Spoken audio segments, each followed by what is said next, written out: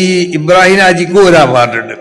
Ibrahim ഹാജിന്റെ award അയാളില്ലാത്തതുകൊണ്ട് അയാൾ അഞ്ചൻ യൂസുഫ് ഹാജിനോട് സ്വീകരിക്കാൻ വേണ്ടി പറഞ്ഞിട്ടുണ്ട്. അതിനൊന്ന് വിളിച്ചു പറഞ്ഞിട്ടുണ്ട്. പിന്നെ മറ്റൊരു കാര്യം, ഇബ്രാഹിം ഹാജി എന്നോട് കുറെ ദിവസങ്ങൾക്ക് മുമ്പും പിന്നെ എപ്പോഴും പറയലുണ്ട്, ഇന്നലെ എനിക്കൊരു എഴുത്ത് കൊടുത്താൽ ചെയ്യുന്നു. ആ എഴുത്തിലുണ്ട് മൂപ്പരിനോട് വാഗ്ദത്തം ചെയ്താണ് 45 ഏക്കർ സ്ഥലം SNECക്ക് വേണ്ടി, അല്ല SNECക്ക് നല്ല വേണ്ടത് സമസ്തക്ക് വേണ്ടി തരാമെന്നാണ് പറഞ്ഞത്. അതുമല്ല മൂപ്പര അങ്ങനെയല്ല, മൂപ്പര പറയാം നിങ്ങൾക്ക് തരാമെന്നാണ്. ഞാൻ പറഞ്ഞു എനിക്ക് അങ്ങനത്തെ ഒന്നും വേണ്ടാന്ന് പറഞ്ഞു. നമുക്ക് ഒരു സെന്റിന് പോലും ആവശ്യമില്ല.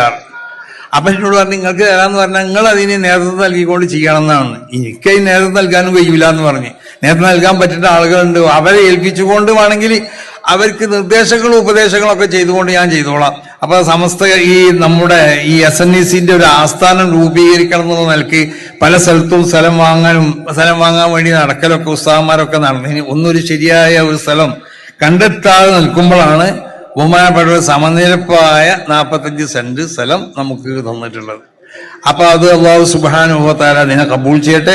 അതിൽ SNECനോട് ബന്ധപ്പെട്ടതായ സ്ഥാപനങ്ങൾ അതിന് ഒരു ഏജൻസിക്ക് ആയിട്ട് അല്ല 45 സെന്റ് 50 ആദ്യം പറഞ്ഞിങ്ങനെ ഏക്കറാണ്. പിന്നെ 50 നമ്മൾ ഒക്കെ പറയുമ്പോൾ അതല്ലേ പറയുള്ളൂ. നമുക്ക് 45 സെന്റ് എന്ന് പറഞ്ഞാൽ വലുതാണല്ലോ. അപ്പൊ അതുകൊണ്ടാണ് എനിക്കിപ്പോ 45 സെന്റ് ഒരാൾക്ക് കൊടുത്താൽ വലിയ സ്ഥലമായിട്ട് ഞാൻ കണക്കൂട്ടുള്ളൂ. കാരണം നമുക്കത് വലുതാണ്. അവരെ പോലത്തെ 45 എന്നുള്ളത് വലുതല്ല. അപ്പൊ 45 ഏക്കറാണ് മൂപ്പര് തന്നിട്ടുള്ളത്. അപ്പൊ അതുകൊണ്ട് അത് അല്ലാഹു സുബ്ഹാനഹു വ തആല കബൂൾ ചെയ്യട്ടെ. അതില് അദ്ദേഹം ഉദ്ദേശിക്കുന്നത് പോലെ മതപരമായും മറ്റു ഭൗതികമായും ഒക്കെ വിദ്യാഭ്യാസ സ്ഥാപനങ്ങളും മറ്റു അതിനോട് അനുബന്ധ സ്ഥാപനങ്ങളൊക്കെ അവിടെ സ്ഥാപിക്കണം. അത് ഇവിടെ ഇരിക്കുന്ന രാഷ്ട്രീയ നേതാക്കന്മാരോടൊക്കെ ഞങ്ങൾക്ക് പറയാനുള്ളത് അതിന് വേണ്ട സൗകര്യങ്ങൾ നിങ്ങളൊക്കെ ഉണ്ടാവണം.